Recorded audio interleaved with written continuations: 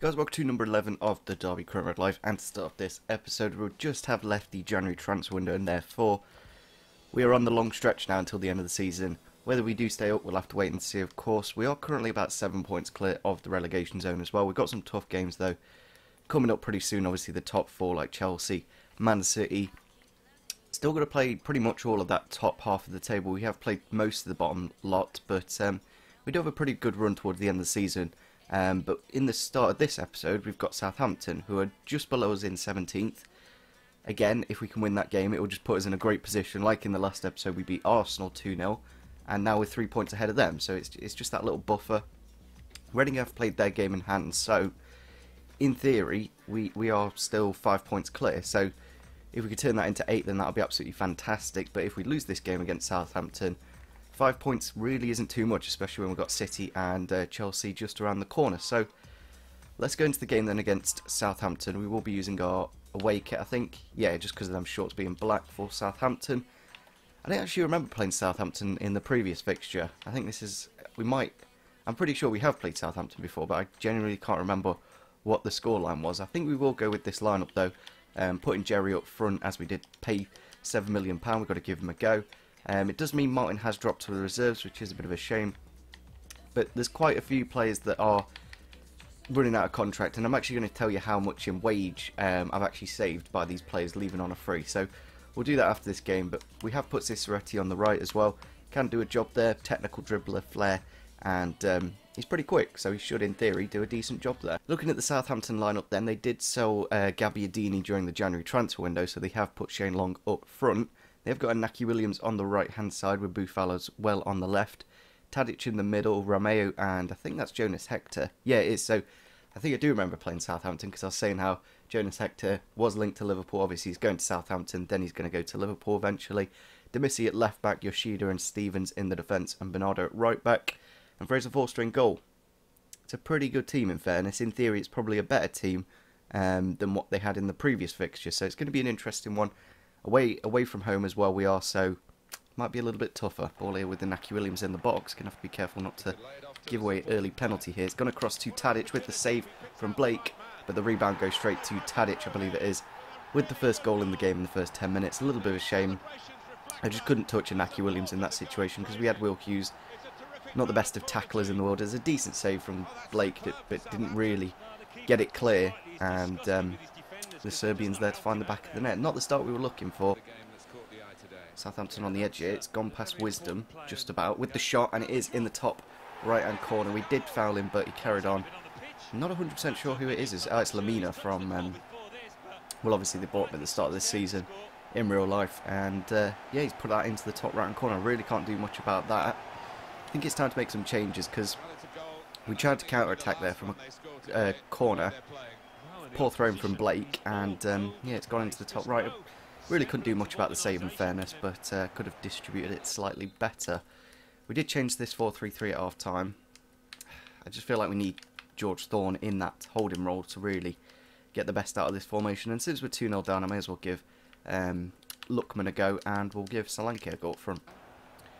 Long on the edge here, now back to Long, and with the shot, and it is in the bottom right hand corner. 3-0 to Southampton. I've gone on ultra attacking, and yeah, my midfield's just not sat in front of the defence, so they're kind of in the open. Nice bit of 1-2 action in fairness from Lamina and Long. He should be about 32 now in Long. It's 5th goal of the season for him, and it looks like it's game over for us. There it is, full time against Southampton, a 3-0 loss.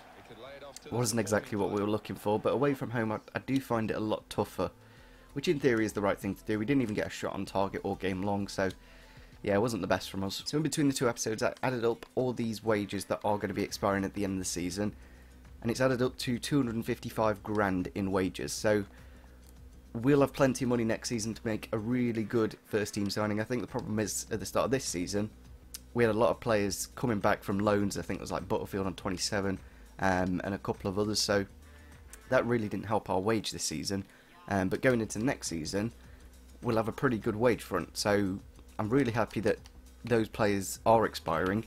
We're also looking to get rid of Keefton Beld and Ledley, who are also adding up to about 70 grand in wages, so it will be a lot thinner squad and probably a lot better quality. So we're going to go into this bit of training now. that was a game in hand in fairness, so in a way we're still in a very good position in the table. Lee has grown by a rating. I've got 3 youth players on this training session just so we can potentially hit the objective for the season. So as you can see on the right, we have won the Player of the Month award for the month of February, I think it is. So I'm kind of amazed because it is Will Hughes, and I don't get how. I don't get how he's won the Player of the Month, because it's normally to a striker that scored like 4 or 5 goals. He hasn't exactly assisted a lot, but he has been quite important to putting us in a really good position in the table. That last fixture, we're still actually in a game in hand, so even if we lose these games, we still have that one extra game on top of the teams above us, so we do have space to move up if we can win this next game against Leicester, who are all the way in... Where are Leicester? Leicester in 5th, so they're doing really well this season, but there's only 11 points between us, so if we do win, we can go up to 11th in theory, and if we lose, then there's a chance for Reading to close that gap. It's not much of a gap, especially when we've got teams like Manchester City and Chelsea coming up. Here we are then at the King Power Stadium against Leicester City. It's such a shame that you can't actually show the pre-match screens because of copyright issues, but nevertheless, looking at the Leicester lineup, they've got a very good team indeed. There's no like, when I was saying, oh, they're 5th in the table, they must be doing really well. To look at some of the players in that lineup, they've got Schmeichel in goal, Coleman at right back, Maguire and Zuma in the defence, Dermot left back. I'm not 100% sure who that Bora guy on the right mid is. Amartey and Abora in the middle, El Shaarawy on the left, and Silimani and Vardy up front. It is a really good team, there's no doubt about that. 4-4-2 obviously against our 4-2-3-1. I've decided to put Chris Martin up front just because I feel in these kind of derby games, I think he's the kind of player you need up front, and he's also still the top assister in the league, so I can't not play him because he is one of the most contributing players in the lineup. Also Tom Lawrence coming against his former club. Let's see if we can get a goal early on. Chance here for Leicester. It's gone through for Silimani with the shot just wide of the post there in the 30th minute. Maybe Blake actually got a touch on that, so it's gone out for a corner. Good save from the Jamaican then to keep that one out. It's gone into the near post, but he's there at the near post to find it.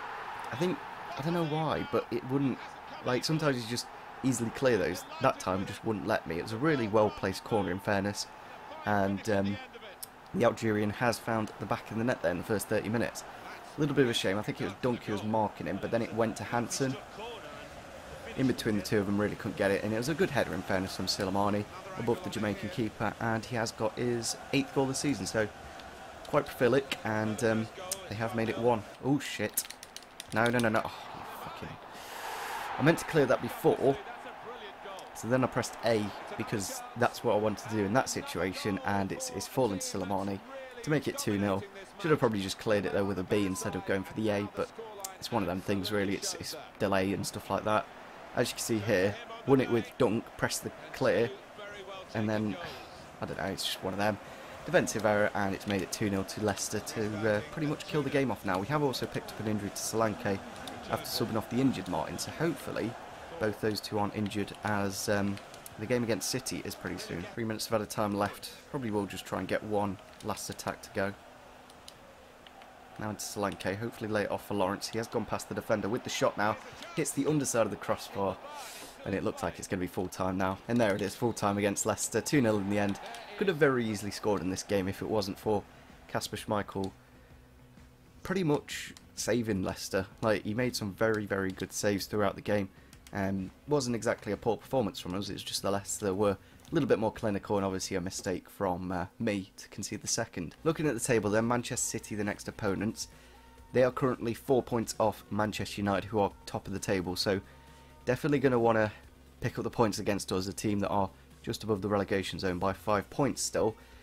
Then our next game will be against West Brom, the final one of the episode, and they're bottom of the table, so it's kind of crazy how we're playing second, then bottom, so as long as we pick up some points in these next 2 games, then I'll be more than happy. Obviously both opponents will be more than motivated to win for both different reasons. Going to give City their, I think we'll give them their purple kit because I really like that kit. Obviously that black kit does clash with our black shorts. Going to have to make a few changes due to fitness problems, but it's a chance to get some other players involved, so it's not always a bad thing. Looking at the City team then, they are playing a 5 at the back. Obviously Walker and Mendy are going to bomb forwards. Then they've got Stones and Boateng and Otamendi as the defenders. Ederson in goal. Delph, Naby Keita, new signing from Leipzig, of course. Fernandinho, and then up front Aspas and Gabriel Jesus. It's kind of crazy how Aspas used to play for Liverpool and now he is at Manchester City. We've had to make plenty of changes due to fitness problems. It's a bit of a counter-attacking team though, that's what I quite like about it. Obviously those front four all with like 90 plus pace, and then we've got the defensive six of Kieftenbeld and Thorne just in front of that defence. So tactically it may work out. And see if a Walker to get a good ball into the box. He's found it into Delph. Now Delph inside to Aspas, and he has found the back of the net, the number 9 for Manchester City. It's going to be interesting to see where Aguero has actually gone, because obviously he does have the number 9 at the moment, but clearly they have sold him and they've picked up Aspas. Really couldn't do much against that. Obviously tried to get to Delph with Dunk, didn't quite make it, and then pulled it across to Aspas at the near post. Blake is beaten, and 5th goal this season. I think they probably signed him in January, because I don't remember him. I'm pretty sure Aguero was in the lineup for the last game when we played City as well. So here's Sergio Aguero coming on. Oh, he's number 10, isn't he?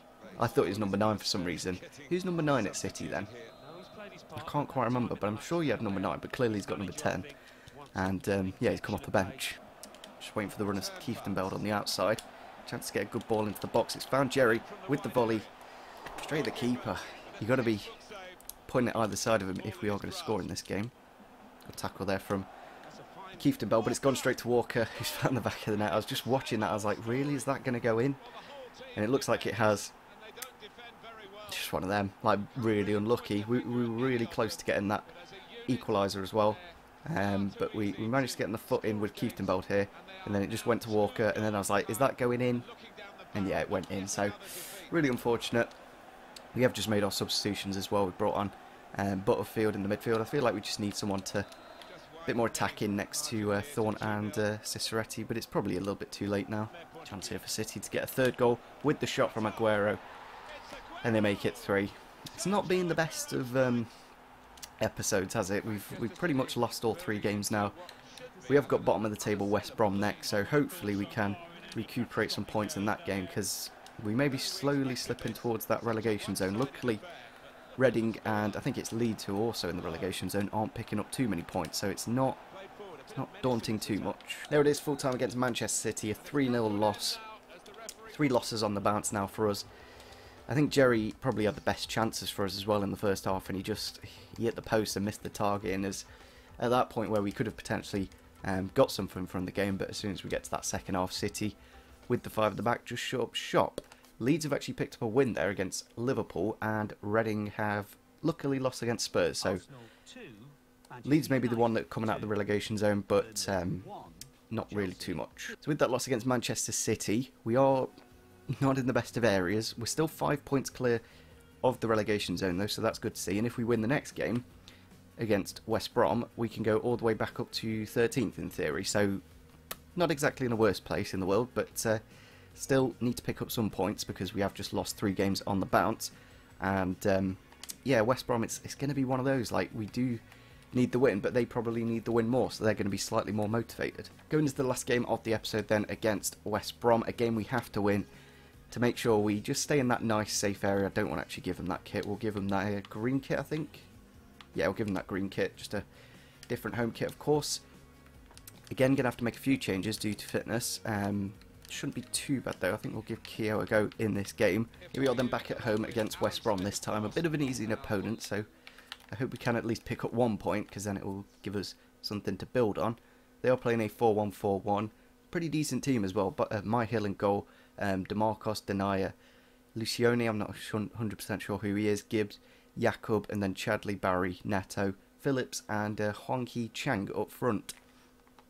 I think it was a draw. I think this was actually the first game of the season we played against West Brom, so now we are later on in the season. They're bottom of the table, we're just above the relegation zone. We do really need to win this game. It would give us a great bit of space between us and the relegation zone. Now into Jerry, hopefully has the chance to get a shot off. He has just about been fouled. Now into Vidra, cuts back again. I just need someone like waiting nearby just so I can lay him off, but everyone's quite spread out at the moment. But chance here for Lawrence to pull it across to Vidra with the shot off the inside of the post. Simon with the second, and it comes off the other post. We've done that twice in this episode. We've hit the post and then hit the other post within a matter of seconds. It was a very tight angle in fairness for Simon, but At least we're coming close. Jerry with the header, not quite. Now with Hughes into Keogh, not exactly who I want to be shooting with. Jerry's got the chance, saved by Myhill and out for a corner. Could have gone anywhere, but out for a corner though.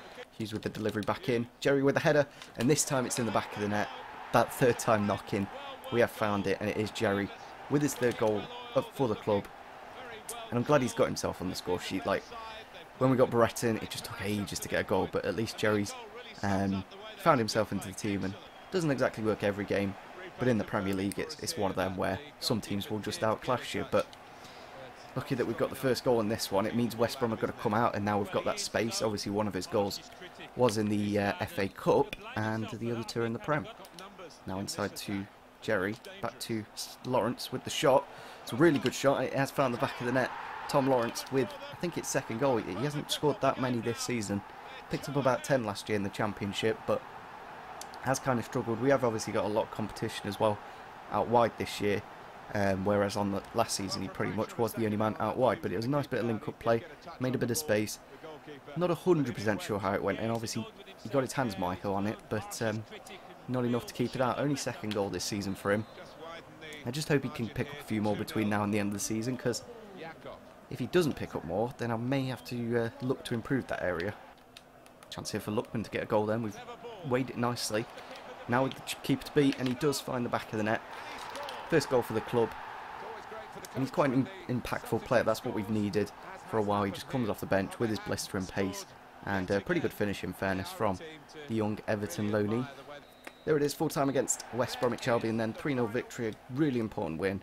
And what we exactly needed to just keep us in a really safe area. I will show you the table, obviously, to finish off this episode. No surprises why West Brom are where they are. They were terrible. So we're currently 12th in the table. Good to see, but we're only 5 points off the relegation zone. So if we keep the form that we've had in this episode, we'll probably get relegated, because it's not really the best. But we did kind of get a few decent opponents out of the way. Of course, Manchester City being one of them. Weren't very likely to win that. But then we have got Chelsea to kick off this start of the episode. Then Liverpool, Swansea at home, and then Stoke away. So not exactly easy. Liverpool and obviously Chelsea will be tough. Probably won't be able to win those games. But as long as we can pick up points like this last month, that's what's going to save us, I think. The month of May, pretty easy, those last 4 games. Bournemouth may be a little bit tougher, but we've got pretty much all the top 6 to play within now and the end of the season, other than Man United.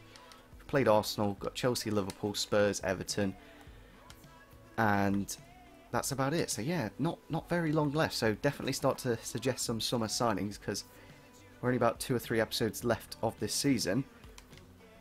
And I think on that note, we're going to end it here. Should be able to stay in the Premier League in theory. There's only really Reading that will replace us, but it's crazy that Arsenal are 2 points off the relegation zone. But obviously we beat them twice, so they're not doing too well this season. So yeah, hopefully you guys did enjoy this episode. Leave a like if you did enjoy, and see you soon. Bye.